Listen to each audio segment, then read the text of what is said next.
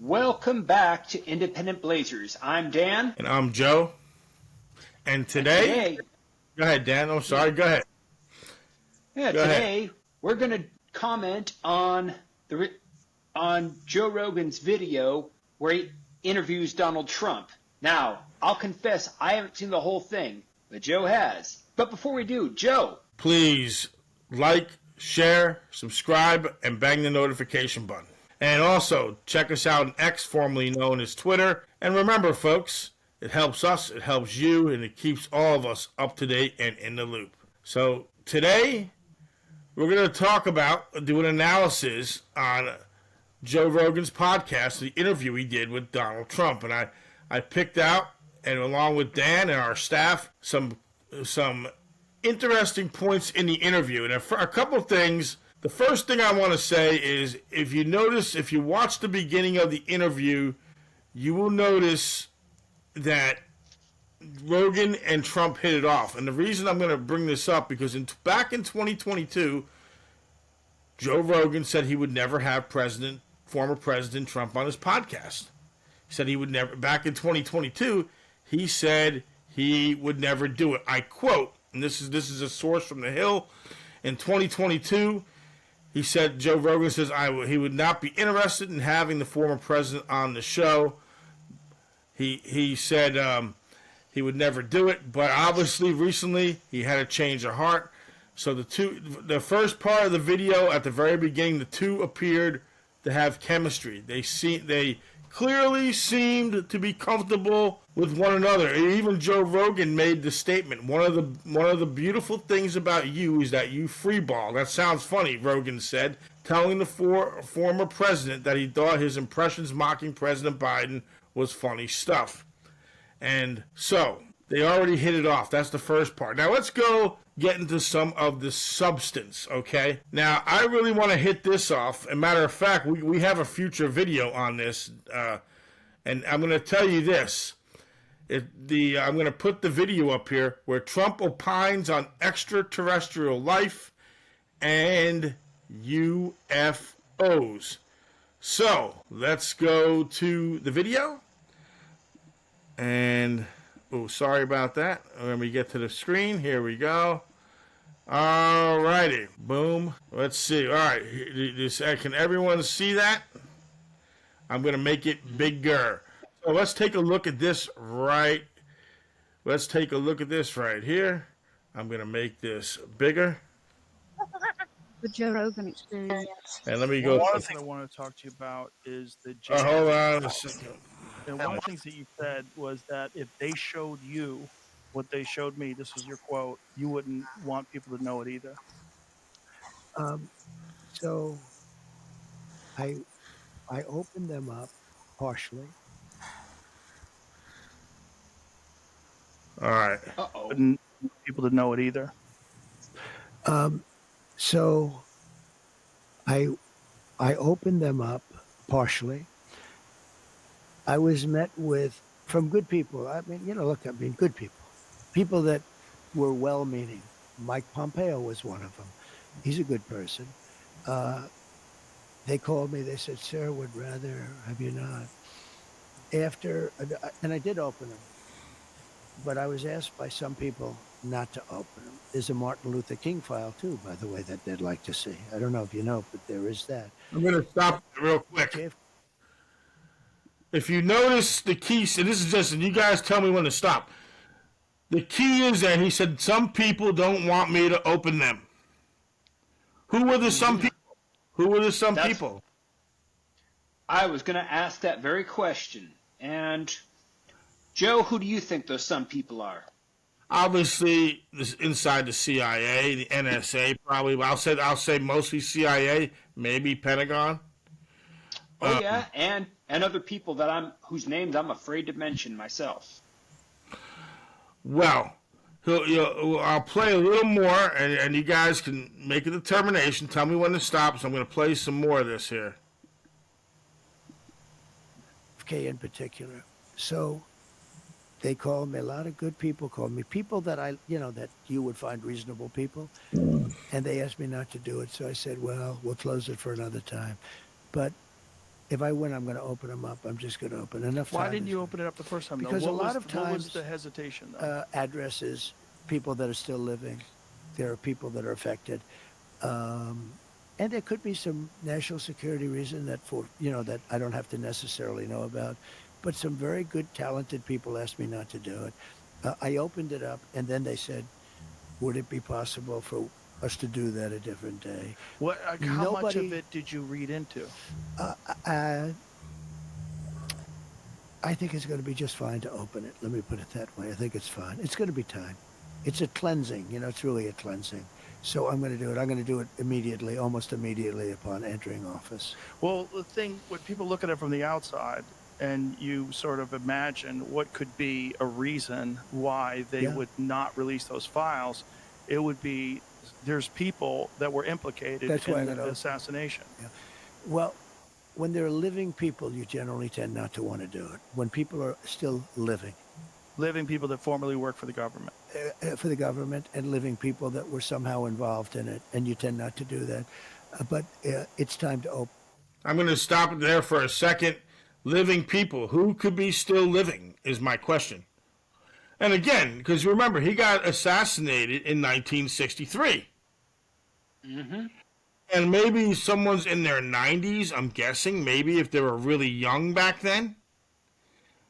Now, obviously, the Warren Commission, you had former President Ford, a few others on there, but they're all dead now. Yeah, Bush Sr. Bush Sr. was supposedly implicated in it. He died in, I believe, 2018 or 19, but Bush Sr. Yeah. Yeah. So the question is, who is still alive? That'd be the interesting question on that. Now, he goes into more detail. He goes into in this video here. He goes into UFOs, what he thinks about them, and again, we can watch more of the video. But like I said, this is a 3-hour interview, folks. So if you want We're us not to doing do 3 hours, folks. Yeah, don't worry, folks. We're not doing 3 hours. no. He goes later in this clip. He goes into the fact that he wasn't sure at first, before he was president, that he really believed in UFOs. He said, he goes on to how he talked about pilots that have told him stories about seeing unidentified objects. So I thought actually that part there was interesting. So. So I think there. What do you think? What are your impressions so far? Well, I have seen this part of the interview, and yeah, I do believe that there are some people still alive today. And one thing in the United States, there is no statute of limitations for murder. Absolutely not. You could have committed a murder when you were barely 18, and you could be 99 in a nursing home and still get charged.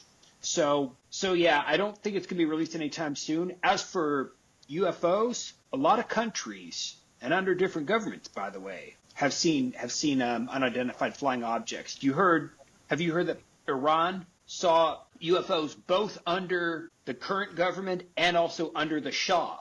I've heard different governments. Rumors, yeah. And again, we'll cover that more eventually. And we do have a UFO video that will eventually come out that we did here on the channel, folks. So you'll eventually see that. All right, so the other thing, Rogan gives Trump time to air election fraud claims. I couldn't get that clip, but obviously everyone knows former President Trump's stand on the 2020 election, on the results. And of course, many believe there's no evidence there. Some people think there is. So Joe Rogan asked Trump a question: how do you think you were robbed? Everybody always cuts you off. And Trump said at one, he believes that, look, he didn't lose the election. He believes they used COVID to cheat. Again, we're just telling you what he said. We're not endorsing it one way or the other. So for all you people out there, we're just telling you what he said. So the former president argued that state legislators did not properly approve changes to ballots and deadlines and collection methods. And he claims that the COVID-19 pandemic made it made it much easier to vote early and by mail. He further claimed that a letter from dozens of former intelligence agencies assessing that the laptop belonging to the president's son, Hunter Biden, that was revealed in the closing weeks of the 2020 presidential campaign was Russian disinformation. Now, that one, if there's anything that he may have a case on, it's probably that one there. Because if you remember, the New York Post posted a story about it about a week or 10 days before the election. Dorsey, the former owner of Twitter, blocked it, claimed it was misinformation, basically, or claiming that, it can't, the source can't be. Look, and everyone knows the New York Post is a legit paper. Are they the right-leaning paper in New York City? Yes, but they've been around for over hundreds of years. 100 a year. It's not hundreds, but 100 years. So, he may have an issue with that. The other stuff, I'm not going to get into that specifically, but, that Joe Rogan basically gave him a platform to air his grievance on that. So that was another point I found fascinating. Of course, there was we talked about UFOs, and they also talked about interesting appeal this election. There was a section in the podcast where they talk about Trump's appeal to young voters, and particularly young men. So, and they obviously in this issue here, Donald Trump talks about his son Barron, and actually he's an unofficial how his son Barron, his youngest son, who's 18 years old, tells him what podcasts to go on, all the hip podcasts. So he goes and he talks about his son Barron, Rogan's podcast, and they talk about how they don't talk about this, but I talk about it. I did some research. Joe Rogan's podcast has more than 50 million followers on Spotify.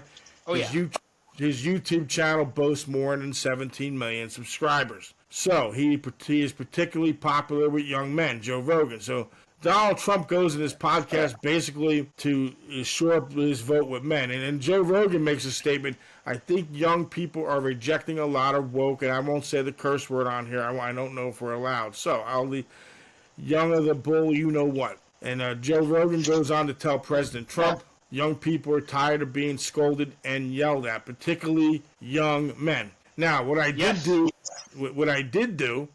I checked the new Harvard Institute of Politics of Polling. And what I did do here, it was voters ages 18 to 29 found Vice President Harris leading Trump by 20. That was young voters. Harris leads by 30 among young women, and 10 among young men. Now, that's only the voting block between the ages of 18 and 29. Okay, now, if you go overall, you poll all men, then Donald Trump's winning with men by a lot. And Vice President Harris is winning with women by between 13 and 17 points, between whatever poll you believe. All right, so they talked about that. And I'll have another clip here in a second where I'm going to talk about how he rails against the media. Donald Trump talks about RFK Jr. Would RFK Jr. be in his administration? I found his answer fascinating. Donald Trump says straight out, yes, but he's not going to be environmental. So Rogan asks, well, why? Because, look, I like oil, he doesn't. Trump just says straight out, look, I'm for oil. Damn. Are you serious? See, that's what he said. I like oil, he doesn't. I like oil. Pretty much, he says, I like oil, he doesn't. He'll be involved in some kind of capacity for health. Wait a second, though. I got a question, though, Joe. Don't the oil companies hate Trump? I mean, maybe I was wrong, but I thought they hated him. Are you kidding? They want him to win. The oil companies like him. Oh, I thought the oil. Okay, that's a new one. Okay. The environmentalists hate him. As a matter of fact, if Donald Trump has his way, he wants to drill in Anwar in Alaska, which is a hot button issue between environmentalists and oil companies. Basically Rogan asked whether he was set on having RFK being part of his administration if he wins November, and Donald Trump emphatically says, "Yes, I am." And here's the quote. I cut and pasted it. The only thing I want to be a little careful about with him is the environmental. Trump said, because he doesn't like oil, and I love oil and gas. I absolutely love it. Oh, jeez. So I'm just going to keep him out. And I don't. And to be fair, I don't think he said absolutely love. I think because I cut this off the hill, and I think this is a reporter sourcing the absolutely part. But he basically says, look, tells Joe Rogan, I'm gonna have RFK focus on health. He can do whatever he wants there, but I got to be careful with him in environmental. I want to focus on that liquid gold. So Trump basically came straight out and said, look, I'm pro oil. I'm going to keep him away from that. Trump also told Rogan he faced pressure for some not to work with Kennedy, citing the pharmaceutical industry. The two of them had an extended discussion about systematic health issues facing the United States. And basically Trump basically says Big Pharma's trying to tell him not to work with Kennedy. So he's going against Big Pharma. So there. Oh, he's going to get big. Whoa, now that's a big step. That's a brave step. Wow. Wait a second. Joe, correct me if I'm wrong, but I always thought that the oil companies and Big Pharma were basically the same coalition, or they're part of. Well, they could be. And again, who knows what the federal government does here. And I'm going to do another video here on Trump talks about the unfair media bias here. So this is going to be one I'm gonna put up on media bias. Like I said, if we did every clip, we'd be here all day. So this one here, I'm going to make that bigger. And let me make it a little bigger. This one here is on media bias. Here we go. All right. The right. How they would be trying to get guns taken away from people. They would try to ramp up gun laws. They would try to figure out some way to blame you. If there was a tax on, if Biden got shot in the ear, we would have never heard the end of it. But I think he's in good shape because it's only consequential presidents. If you take a look at what's happened, look, I'm for having countries pay us billions and billions and trillions even dollars. I took hundreds of billions of dollars from China. Nobody took in 10 cents, not one other president. I do things that make it, that don't necessarily make me so popular. I just do what's right. And when you do that, you're more, look at Iran. We would have never had the attack on Israel at all. Iran was broke. I told China, if you buy, you can't do business in the United States under any circumstance. We're going to go cold turkey with China. Some people think that would have been a good idea anyway. All right, I saw your reaction. What's your response to that? It was the fact that he said billions and billions, like he did for all 4 years when he was president. It just reminded me of that. So, no, not that again. I don't have the tariff numbers. I don't know. I will say this though. It looks like when it comes, China. I'm not going to get into that. I think with Iran, though, I will give him some credit on Iran. I think they do feel froggy since he left. That part, that's true. That part I'll give. Okay. One more thing. Yeah. The part that he says, "I just want to do the right thing, regardless, not for what makes me popular." I'm like, okay, now that part, no, I don't buy that part. I'm being very, very polite when I say it. I don't know, because if he would have been still popular if he had never ran, he'd probably be still on TV, doing what he wants, going to all the in-party stuff. I don't know. But yeah, China, look, I'm not going to pretend I know the money on it. And he was responsible for pulling out of the Iran deal, which did make the situation worse. Remember, I look at him objectively. There's some things I do like about him, some things I don't like about him. And this is for most presidents in my lifetime. I try to look at the good and the bad. I was against that Iran deal from the beginning, so that's an interesting thing. But regardless, he feels he's being unfairly. He's feeling he's being targeted by the media. So let's see what else he says. All right. But if you buy any oil, 1 barrel of oil from them, you're not doing business. And I said that to many countries. Iran was broke. They had no money for Hezbollah. They had no money for Hamas. They had no money. But I make myself, I understand what I'm doing. You make yourself a target. And it's a very dangerous business. But if you just look at statistically, So I said, I saw a thing, I don't know if it's right, but 1/10 of 1% for a race car driver. Yeah, it's pretty dangerous business, right? Yeah. 1/10 of 1% for a bull rider. I tell you, to me, You're talking death. these guys that ride the bulls is worse than UFC. It's worse. Yeah. These guys, that you see these big monster bulls, and you see it in slow motion where the foot is like, you Yeah. know, an inch away from the head. If it hits him, the guy's gone. But they die. You know, they die. So 1/10 of 1% die. Is that what you're saying? Yeah, 1/10 of 1% die. Right. And they certainly get hurt badly. Really, I mean, they can't walk after a certain period of time. But with the president, if you look at The amount of assassination attempts. and Yeah. attempts too, Yeah. and attempts. No, it's a very dangerous position. I never thought of that, by the way, when I did it. You don't tend to. Did you just assume because don't people think loved you on The Apprentice, they were going to love you as a I think it was well, very it probably interesting. would have been if the media didn't attack you the way they did. If they didn't conflate you with Hitler. I mean, even today, like Kamala was talking about you and Hitler. They're going to take what you said about Robert E. Lee. Oh, Donald Trump He wishes the loves South Robert E. won. Lee. That's Yeah. right. He loves Robert E. They Lee. love to take things out of context and Yeah. distort things.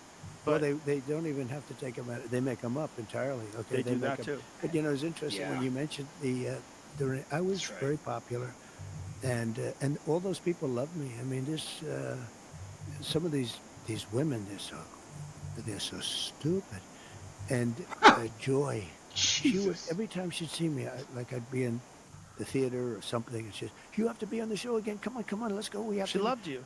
Real quick for the viewers, Joy, he's referring to Joy Behar on The View. Basically, he's talking about how they used to love him on The View. It's a show for the international view, show in America where a bunch of women get Ultra together. left, an ultra left one. It is. Yeah. Used Go to ahead. love him. And the other thing here, they're talking about some of his statements. He feel they've taken him out of context and made them up. So, I think we have. Yeah, go ahead.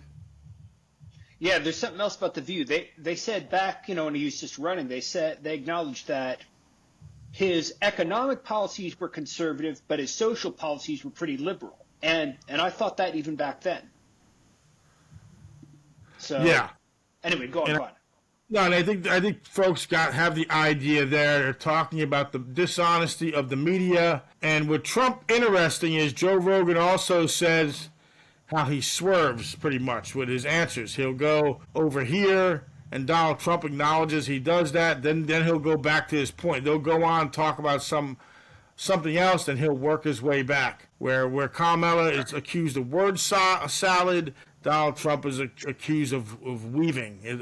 Actually, the actual term is weaving. So, and here is some top 10 moments. I'll do this real quick. Here, top 10 moments. I have a top 10 moments from the podcast. If people here are interested, I'll show that. And again, most people can't watch 3 hours, which is 110% understandable. So I had the time and I did it. Yeah, So, thank you for doing it, Joe. You saved me a lot of trouble. Yes. He endorsed me. By the way, he gave me the nicest endorsement too. The tougher. He said the country's going to fail. You should do the same thing, Joe, because you cannot be voting for Kamala. Welcome to Watch Mojo, and today we're counting down our picks. And I did- Most yeah. moments from former President Donald Trump's hotly anticipated appearance on Joe Rogan's Smash Hit podcast.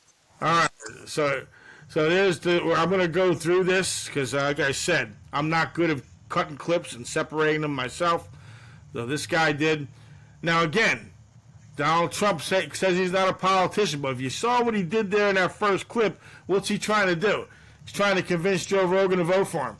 Oh, come on, he can't vote for Kamala. Come on. And Rogan, who's previously said he's not endorsing anyone, now, will he endorse Trump? His coverage is a lot more favorable nowadays towards Trump. And let's see here. They talk about. Here we go. Here's some other stuff here. I'm going to do. Yeah. By the way, Joe. By the way, I commented that I didn't like Obama telling people who to vote for, and I'm not liking that Trump told Joe Rogan said you got to vote for. You can't vote for Kamala. Well, who the hell? That's true. Who the thing is? I guess the only difference there, though, is Obama's lecturing a race of a race of people, and Trump's trying to kiss Rogan's ass. So if you want to go on it that way, all right, here we go. A race of people. Number 9. Trump brags about how healthy he claims to be. I was never one that could like run on a treadmill. And I can do it. You know, when passing a physical, they ask me to run on a treadmill, and then they make it steeper and steeper and steeper. As noted by the BBC, former President Trump has been scrutinized by Democrats. So basically, the Democrats want his records. They want to see his health records, basically. Mm-hmm. And to be fair, you know, look, the people should know if the president's healthy or not. When he was in office, they did physicals. They released he was healthy. So basically, that's another hot button issue there. They want to know about his health, and everyone knows Trump's eating habits aren't the best. No, they're not. McDonald's, he likes KFC. He's a meat and potatoes guy. And again, we're not going to do this podcast on health, but that's another issue that came up in the podcast. Now, also, there's so much stuff in it. There's so much in this 3-hour podcast. We could talk about Joe Rogan, where he says, well, yeah, the media really doesn't like me, and then they cover me, and then Rogan joked around, says, well, because you say crazy, S-H-I-T. And then they went off and laughed about it and discussed it. That's another part of the podcast. So my overall view of this podcast is this. It's going to help him. It's not going to hurt him. As of this morning in the United States, that podcast already has over 25 million views. I don't think, if anything, it helped him because a lot of people were impressed with the fact that he sat there and talked for 3 hours. A lot of people can't do that. Whether you like Donald Trump or not, you can't deny the fact that he goes anywhere and talks to everybody. You could say, well, he didn't want to do 60 minutes. Well, his claim is because they edited the transcript of Vice President Harris. That's why. So he's protesting. Yes, he did 60 minutes last time around in 2020. He didn't do it this time around. Oh, in fact, 60 Minutes. You ever seen that movie, The Insider, with Al Pacino and Russell Crowe? That was based on 60 Minutes, and they said how they chopped up interviews and all that. And that movie was made over 20 years ago. So, yeah. Anyway. So again, that is the they go on to talk about him playing golf, and that's what he does. He also discusses the Apprentice on here. He discusses The View. And I want to get to. I'm trying to find the one. I had it on John Bolton. I'm going to see if I can find that one because it's basically interesting what he says about John Bolton. Oh, it talks about him in the interview, the Joe Rogan interview? It basically calls him an idiot, but, a smart guy or something like that. I'm trying to find it. Remember, this is a lot of information to regurgitate in 3 hours. So if you want to look at this, he basically, I think I found it. Let me see if I can get it. Because all the clips, folks, as of the time weren't cut. Matter of fact, when the podcast dropped, it didn't trend because there was an issue. So that's why I had trouble getting some of the clips ready. And excuse me, let me go to this here. You don't think about that. I picked some people that I shouldn't have picked. I picked a few people that I shouldn't have picked. And neocons? Yeah, neocons, or bad people, or disloyal people. Prompted by Rogan to reflect on regrets he had from his time in the Oval Office, President number... So basically, he goes into a rant on neocons there. And basically what he's claiming for his second term, he knows who to pick now if he gets in. And it's going to be a lot of anti-establishment, supposedly. So we'll have to wait and see on that. So let's go back. And I'm going to let's see if I can, here we go. I like a John Bolton. You know John Bolton. Number 6. Trump thinks Kim Jong-un just needs to chill. And don't underestimate North. If you take a look at North Korea, I was there. I mean, I was with Kim Jong. I got along great with him. Trump's presidency was obviously significant for a number of reasons. but one of the most prominent is his relationship with North Korean leader Kim Jong-un. After a heated 2017 back and forth, all right, basically he tells Kim Jong-il, you basically need to just chill out, build condo. Kim Jong-un. Yeah, Kim Jong-un. And he says, he just needs to chill out, build some condos. Don't worry about building a nuclear weapon. Just don't worry about it. So that one was pretty interesting. Man, and this is something I say to people, regardless of which way they lean politically, I say, now imagine if Obama had walked into North Korea with Kim Jong-un. I mean, the left would be praising him, calling him a peacemaker. The right would be throwing a conniption fit, saying, oh, he's a communist. No, but Trump did it instead. Yeah, and regardless of what I think of Trump, I think that was a good thing that he did. Whichever break president from did it, I think that was a good thing. to go relax on a beach. I got to know him better than anybody. And I said, do you ever do anything else? Why don't you go take it easy and relax? Go to the beach. You have beautiful beach, nice beachfront property. You know, kiddingly. Number 5, why Trump. So again, basically go to the beach. I thought there was maybe it was another interview. I watched 2 different podcasts. He basically tells him, hey.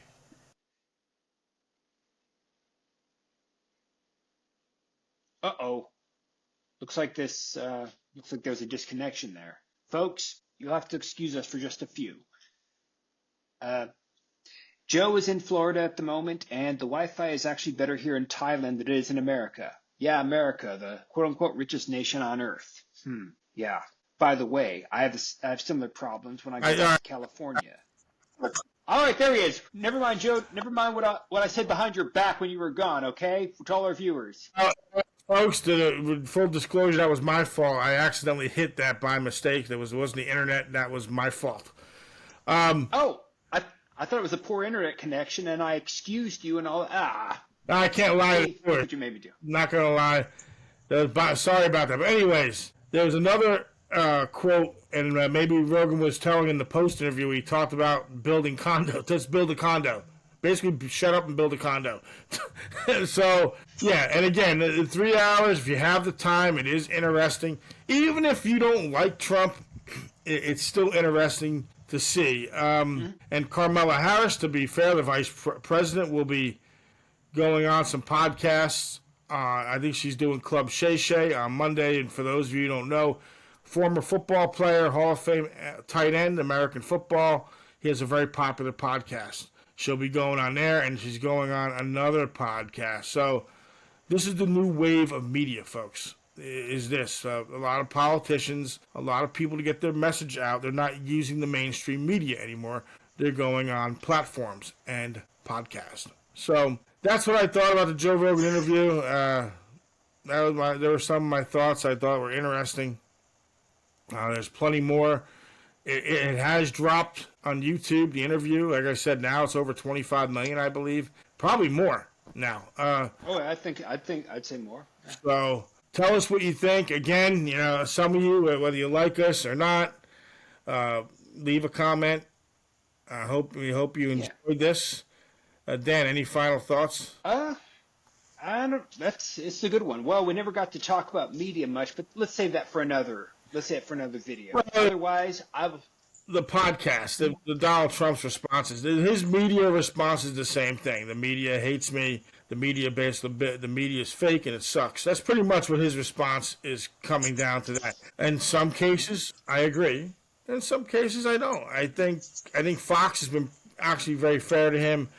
CNN, MSNBC hates his guts. Forget about that. Obviously, Fox leans to the right, and what I mean by that statement is, at least Fox News, when they lean to the right, they're not calling people fascist and Hitler. You may not like. Yeah, hold on, but Joe, but don't forget, back in 2016, before the primaries, Fox News scorned Trump just like all the mainstream media sources did, just like CNN did. But, dude, if you go to MSNBC every freaking day, all you hear on there is Trump's a fascist, Trump's a racist, Trump's a... Look, if you don't like Trump, I get it. That's your right. Don't like him. Fine. But you're supposed to be a news organization. Then people say, well, you got Fox News. Well, dude, Fox News is one channel. I'm sorry. The bulk of the media is left. The reason the left don't like Fox is because Fox is popular. And the right, of course, they accuse CNN of being also left. I think CNN is center left, but MSNBC. Look, you can argue about CNN and Fox, but I think MSNBC to me crosses the line. You're a fascist. You're a racist. You're this. You're that, and everything else. And again, if you lean to the left or right, no problem. But I think people at least want to try to get something objective, even if they want to get something that leans to their point of view. They don't want to be bombarded. It's like saying Carmela. That's like Fox going on the air every day and calling Carmela Harris a B word or a Hitler it's just not true. Yeah, no. The color Marx. The color all kinds. Yeah, name calling just doesn't work. I like it when people articulate why they don't like someone. Yeah, if you don't like Trump because of his policy, fair enough, or vice versa. Yeah. Harris. I think we need to stop with the name calling. And again, Trump brings a lot of that on himself, obviously, because he's the king of... He calls names, too. Yes, he gives nicknames. But again, back to Joe Rogan. I think it was a massive success for Joe Rogan. And Joe Rogan's interview style, as you see, does that with everybody. So he would do the same thing with Harris, if she goes on there, with Vice President Harris. So, with that being said, Dan, anything else? Nope. I'll just tell our folks now to like, subscribe, bang the notification bell, as it helps the algorithm, helps us, and hopefully helps you too. Please share. Oh, yes, and follow us on X, formerly known as Twitter. Yes, thank you again. Whether you agree or disagree, keep your comments respectful. Thanks for your support. And our next goal, folks, is to drive for 1,000. Help us get to 1,000 subscribers. Share with your family and friends. We appreciate you all. Have a great day, night, wherever you're at.